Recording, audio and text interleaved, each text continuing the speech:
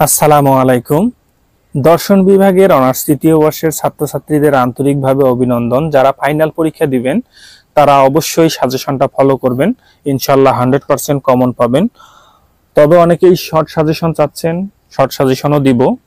তবে short suggestion সব সময় কমন পড়ে না। দেখা যাচ্ছে যে 8টা সাবজেক্ট, 5টাতে কমন পড়লো, 3টাতে পড়লো না, তখন হয়তো বা আপনারা অনেক সময় নেগেটিভ কমেন্ট করেন যে ভাই আপনি সাজেশন দিলেন কমন পড়লো না কেন। এই কারণে আমি শর্ট সাজেশন পড়ার ক্ষেত্রে আগ্রহী না। আপনারা অবশ্যই এই সাজেশনটা দেখবেন, এখান থেকে কিন্তু 100% কমন পড়বে এবং খুব শীঘ্রই কিন্তু আপনাদের শর্ট সাজেশন দেওয়া হবে, সেটা দেখলেও কিন্তু উপকৃত হবেন। তাহলে আমরা শুরু করি। আজকে কি বিষয় দিয়ে শুরু করব? বিষয় হচ্ছে মুসলিম দার্শনিক বৃন্দ। জাতীয় বিশ্ববিদ্যালয় দর্শন বিভাগ, অনার্স তৃতীয় বর্ষ। বিষয় মুসলিম দার্শনিকবৃন্দ। বিষয় কোড 2,31,711। মুসলিম দার্শনিকবৃন্দ সাজেশন। ক বিভাগ, অতি সংক্ষিপ্ত প্রশ্ন ও উত্তর। 1. মুসলিম দর্শনের জনক কে? উত্তর: মুসলিম দর্শনের জনক আল-কিন্দি। 2. আল-কিন্দির দুইটি বইয়ের নাম লেখো। উত্তর: আল-কিন্দির দুইটি বইয়ের নাম হলো অন দি 5 এসেন্স ও অন দি ইন্টেলেক্ট। 3. ফালাসিফা অর্থ কি? উত্তর: ফালাসিফা অর্থ দার্শনিক। 4. ফালাসিফা সম্প্রদায়ভুক্ত তিনজন দার্শনিকের নাম লেখো। উত্তর: ফালাসিফা সম্প্রদায়ভুক্ত তিনজন দার্শনিকের নাম হলো 1. আল-কিন্দি, 2. আল-ফারাবি ও 3. আল-গাজালি। 5. ফালাসিফা সম্প্রদায়ভুক্ত দুইজন দার্শনিকের নাম লেখো। উত্তর: ফালাসিফা সম্প্রদায়ভুক্ত দুইজন দার্শনিক হলেন 1. আল-কিন্দি ও 2. আল-ফারাবি। 6. ফালাসিফা সম্প্রদায়ের প্রতিষ্ঠাতা কে? উত্তর: ফালাসিফা সম্প্রদায়ের প্রতিষ্ঠাতা হলেন আল-কিন্দি। 7. মুসলিম দর্শনের উৎসগুলো কি কি? উত্তর: মুসলিম দর্শনের উৎস দুটি, যথা: 1. অভ্যন্তরীণ উৎস, কোরআন, হাদিস, ইজমা, কিয়াস ও 2. বাহ্যিক উৎস। 8. আল-কিন্দির মতে জ্ঞানের উৎস কি? উত্তর: আল-কিন্দির মতে জ্ঞানের উৎস হল বুদ্ধি ও অভিজ্ঞতা। 9. আল-কিন্দির মতে বুদ্ধিবৃত্তি ভর কয়টি, অথবা আত্মার শ্রেণী কয়টি? উত্তর: আল-কিন্দির মতে বুদ্ধিবৃত্তি স্তর 4টি। 10. আল-কিন্দির মতে জগতের মৌলিক উপাদানগুলো কি? উত্তর: আল-কিন্দির মতে জগতের মৌলিক উপাদানগুলো হলো জড়, আকার, গতি, দেশ ও কাল। 11. আল-ফারাবি কি উপাধিতে ভূষিত হন? উত্তর: আল-ফারাবি মুআল্লিম আল-সানি উপাধিতে ভূষিত হন। 12. মুসলিম দর্শনে দ্বিতীয় শিক্ষক বলা হয় কাকে? উত্তর: মুসলিম দর্শনে দ্বিতীয় শিক্ষক বলা হয় আল-ফারাবিকে। 13. কোন দার্শনিককে দ্বিতীয় এরিস্টটল বলা হয়? উত্তর: দার্শনিক আল-ফারাবিকে দ্বিতীয় এরিস্টটল বলা হয়। 14. আল-ফারাবির মতে সত্তা কত প্রকার ও কি কি? উত্তর: আল-ফারাবির মতে সত্তা 2 প্রকার, যথা: 1. অনিবার্য সত্তা ও 2. সম্ভাব্য সত্তা। 15. ফারাবির মতে সত্তা কত প্রকার ও কি কি? উত্তর: ফারাবির মতে সত্তা 2 প্রকার, যথা: 1. অনিবার্য সত্তা ও 2. সম্ভাব্য সত্তা। 16. ইবনে মিশকাওয়ার পূর্ণ নাম কি? উত্তর: ইবনে মিশকাওয়ার পূর্ণ নাম আবু আলী মুহাম্মদ ইবনে ইয়াকুব। 17. ইবনে মিশকাওয়ার মতে আত্মা কয়টি অংশ? উত্তর: ইবনে মিশকাওয়ার মতে আত্মার 3টি অংশ। 18. ইবনে সিনার দার্শনিক বিশ্বকোষের নাম কি? উত্তর: ইবনে সিনার দার্শনিক বিশ্বকোষের নাম কিতাব আশ-শিফা, নিরাময়। 19. ইবনে সিনার মতে আত্মার স্তর কয়টি ও কি কি? উত্তর: ইবনে সিনার মতে আত্মার ভর 3টি, যথা: 1. উদ্ভিদ আত্মা, 2. জীবাত্মা ও 3. মানবাত্মা। 20. ইবনে সিনার মতে আত্মা কত প্রকার ও কি কি? উত্তর: ইবনে সিনার মতে আত্মা 3 প্রকার, যথা: 1. উদ্ভিদ আত্মা, 2. জীবাত্মা ও 3. মানব আত্মা। 21. হুজরাতুল ইসলাম শব্দটির অর্থ লেখো, অথবা হুজরাতুল ইসলাম শব্দটির অর্থ কি? উত্তর: হুজরাতুল ইসলাম শব্দটির অর্থ ইসলামের রক্ষক। 22. আল-গাজালির একটি প্রসিদ্ধ গ্রন্থের নাম নেন। উত্তর: আল-গাজালির একটি প্রসিদ্ধ গ্রন্থ নাম হল ইহইয়াউল উলুম আদদিন, ধর্মের নবরূপায়ণ। 23. মুসলিম জাতির শ্রেষ্ঠ মৌলিক চিন্তাবিদ কে? উত্তর: মুসলিম জাতির শ্রেষ্ঠ মৌলিক চিন্তাবিদ আল গাজালি। 24 তাহাফুতুল ফালাসিফা গ্রন্থের রচয়িতাকে? উত্তর, তাহাফুতুল ফালাসিফা গ্রন্থের রচয়িতা ইমাম গাজালি। 25 আল গাজালির দার্শনিক পদ্ধতির নাম কি? উত্তর, আল গাজালির দার্শনিক পদ্ধতির নাম হল সংশয়বাদ। 26 হাই ইবনে ইয়াকজান গ্রন্থের রচয়িতাকে? উত্তর, হাই ইবনে ইয়াকজান গ্রন্থের রচয়িতা ইবনে তোফায়েল। 27 ইবনে তোফায়েল কোন ধরনের দার্শনিক ছিলেন? উত্তর, ইবনে তোফায়েল বুদ্ধিবাদী ও মরমীবাদী দার্শনিক ছিলেন। 28 ইবনে তোফায়েলের বিখ্যাত দার্শনিক উপন্যাস কোনটি?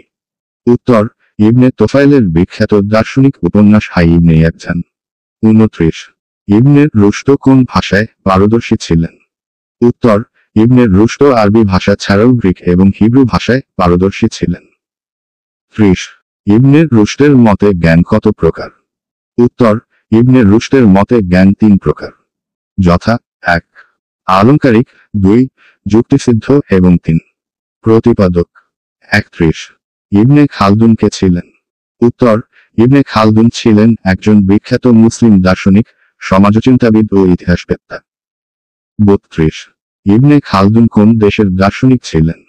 উত্তর, ইবনে খালদুন তিউনিসিয়ার দার্শনিক ছিলেন। 33 আল মুকাদ্দিমা গ্রন্থের লেখক কে? উত্তর, আল মুকাদ্দিমা গ্রন্থের লেখক ইবনে খালদুন। 34 রাষ্ট্রের উৎপত্তি ও বিকাশ সংক্রান্ত ইবনে খালদুনের মতবাদটির নাম কি? উত্তর, রাষ্ট্রের উৎপত্তি ও বিকাশ সংক্রান্ত ইবনে খালদুনের মতবাদটির নাম হল আশাবিয়া। 35 মোল্লা সাদরার মতে আত্মার বৃত্তি কয়টি ও কি কি? উত্তর, মোল্লা সাদরার মতে আত্মার বৃত্তি 2টি, যথা 1 ব্যবহারিক বৃত্তি ও 2 তত্ত্বীয় বৃত্তি। 36 পাশ্চাত্য সভ্যতার সাথে ইসলামের সমন্বয় সাধন করেন কে? উত্তর, পাশ্চাত্য সভ্যতার সাথে ইসলামের সমন্বয় সাধন করেন শাহ আলিউল্লাহ। 37 কুরআনের প্রথম ফার্সি অনুবাদ করেন কে?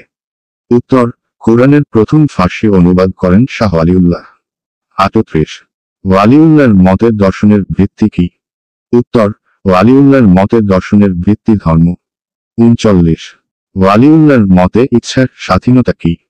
উত্তর, ওয়ালিউল্লাহর মতে ইচ্ছার স্বাধীনতা হল পার্থিব জগতের সত্তা ও ঘটনা।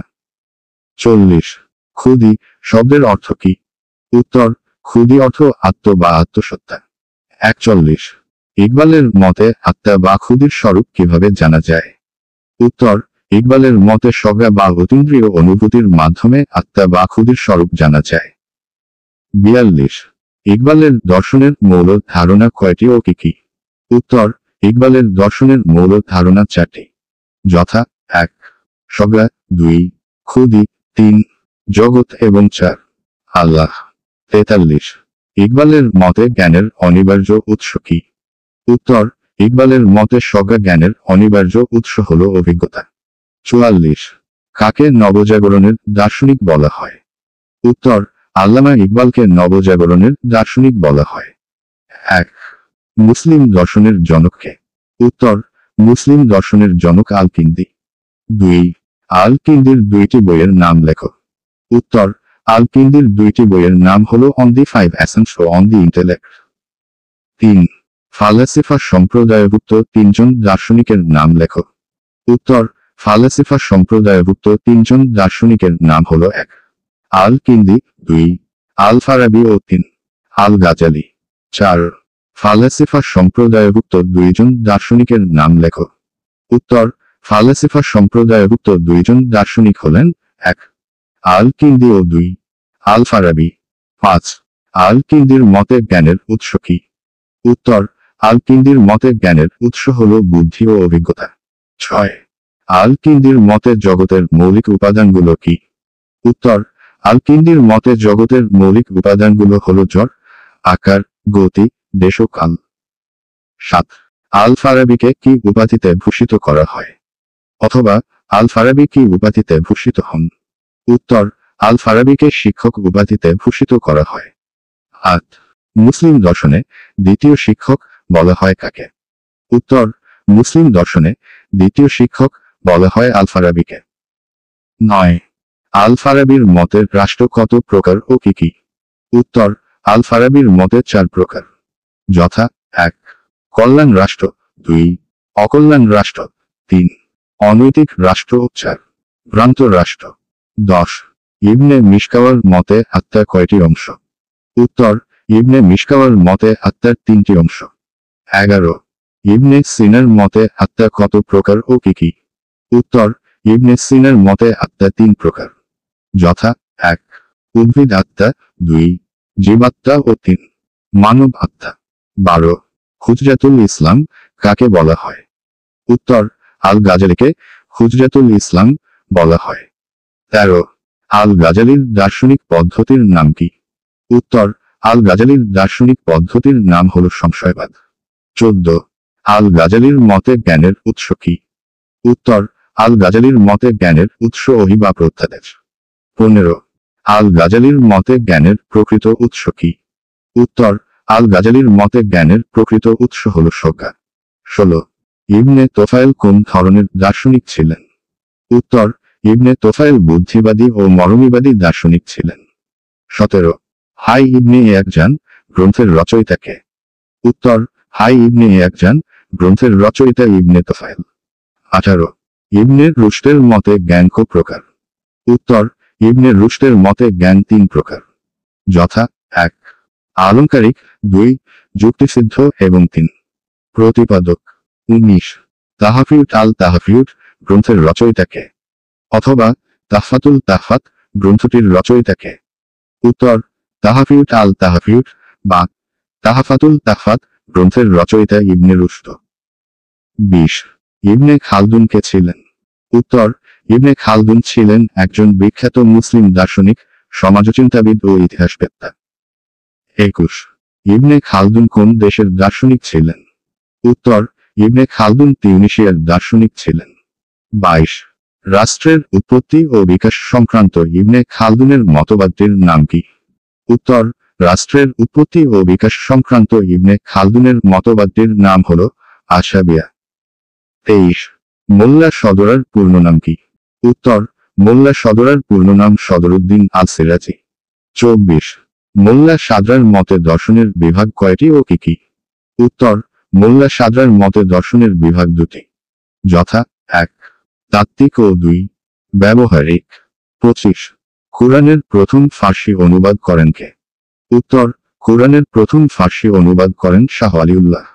26. ওয়ালিউল্লাহর মতে দর্শনের ভিত্তি কি? উত্তর, ওয়ালিউল্লাহর মতে দর্শনের ভিত্তি ধর্ম। 27. খুদি অর্থ কি? উত্তর, খুদি অর্থ আত্ম বা আত্মসত্তা। 28. ইকবালের মতে আত্মা বা খুদির স্বরূপ কিভাবে জানা যায়? উত্তর, ইকবালের মতে সজ্ঞা বা অতীন্দ্রিয় অনুভূতির মাধ্যমে আত্মা বা খুদির স্বরূপ জানা যায়। 29. ইকবালের দর্শনের মৌল ধারণা কয়টি ও কি কি? উত্তর, ইকবালের দর্শনের মৌল ধারণা 4টি, যথা 1. সজ্ঞা, 2. খুদি, 3. জগৎ এবং 4.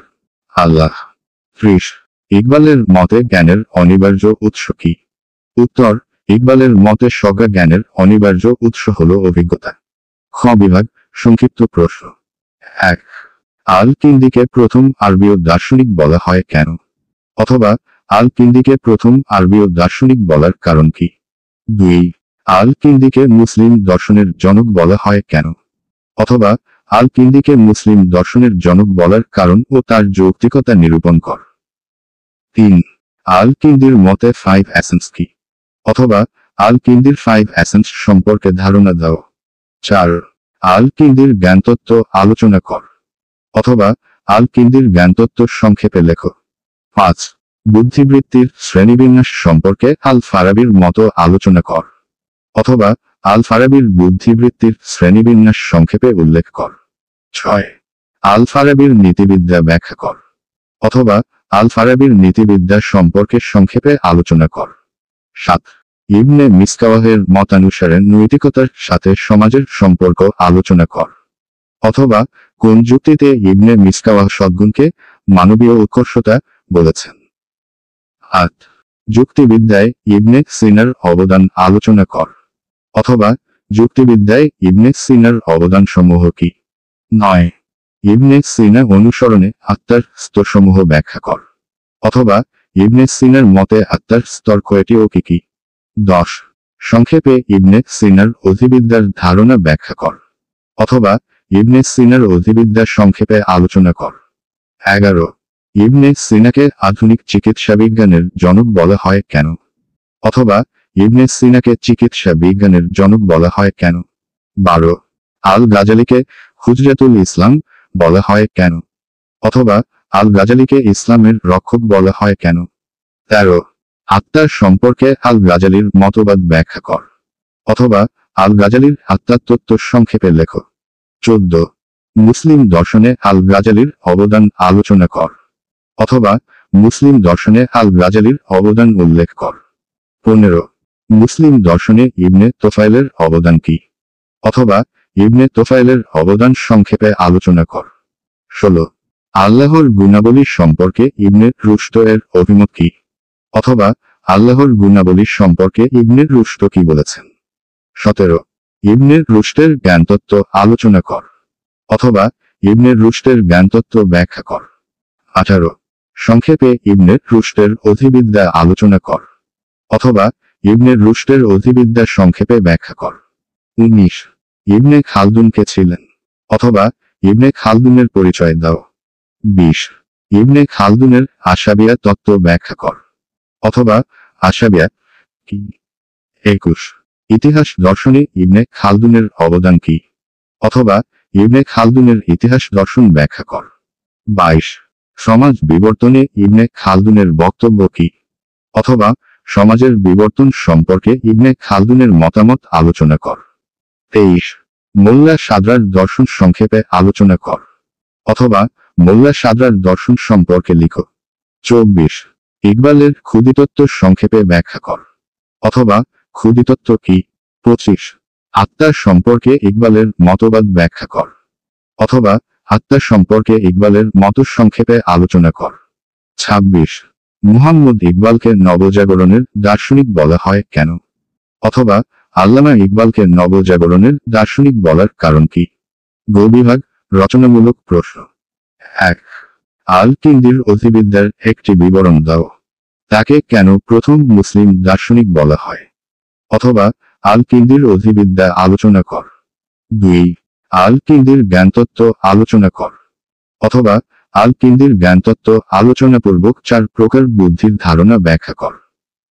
3 আল ফারাবির রাষ্ট্রদর্শনে গ্রিক রাষ্ট্রচিন্তার প্রভাব আলোচনা কর, অথবা আল ফারাবির রাষ্ট্রচিন্তায় প্লেটো ও এরিস্টটলের প্রভাব বিশ্লেষণ কর। 4 রাষ্ট্রদর্শনে আল ফারাবির অবদান আলোচনা কর, অথবা মুসলিম চিন্তাবিদ আল ফারাবির রাষ্ট্রদর্শনে যে ভূমিকা রেখেছেন তা ব্যাখ্যা কর।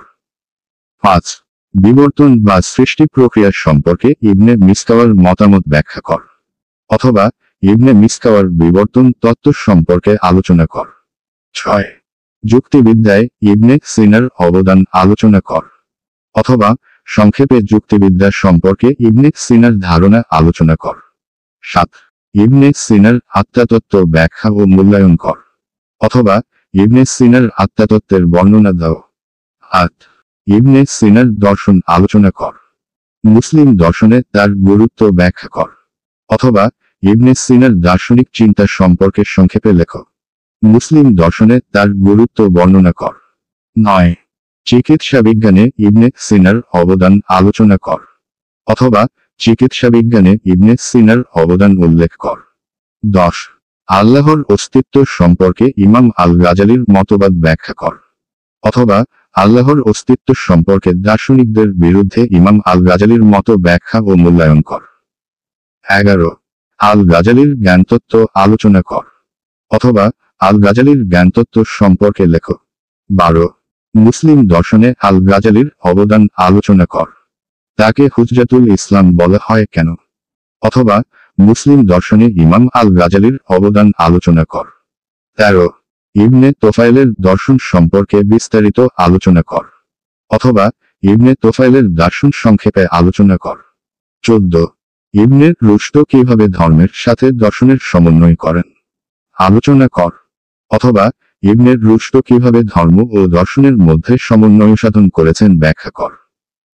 15 দৈহিক পুনরুত্থান সম্পর্কে ইমাম আল গাজালি ও দার্শনিকদের যুক্তিগুলো ইবনে রুশদ কিভাবে আলোচনা করেন। অথবা দৈহিক পুনরুত্থান সম্পর্কে ইবনে রুশদের দৃষ্টিভঙ্গি আলোচনা কর। 16 ইবনে খালদুন কে ছিলেন, তার দর্শন আলোচনা কর। অথবা ইবনে খালদুনের দর্শন আলোচনা কর। 17 রাষ্ট্রের উত্থান ও পতনের সাথে আশাবিয়ার সম্পর্ক আলোচনা কর।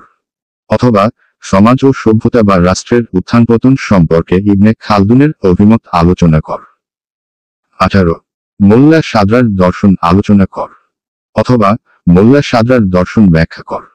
19 আল্লাহর অস্তিত্ব সম্পর্কে মোল্লা সাদরার মতামত আলোচনা কর। 20 মুসলিম দর্শনে মোল্লা সাদরার ভূমিকা আলোচনা কর।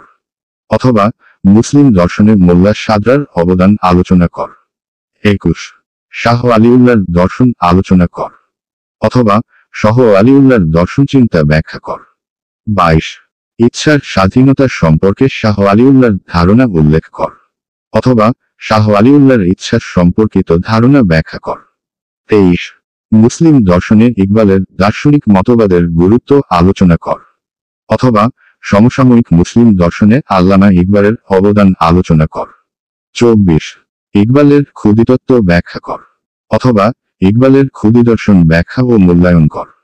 অথবা ইকবালের ক্ষুদিতত্ত্ব ব্যাখ্যা কর এবং দর্শনে এর তাৎপর্য নিরূপণ কর।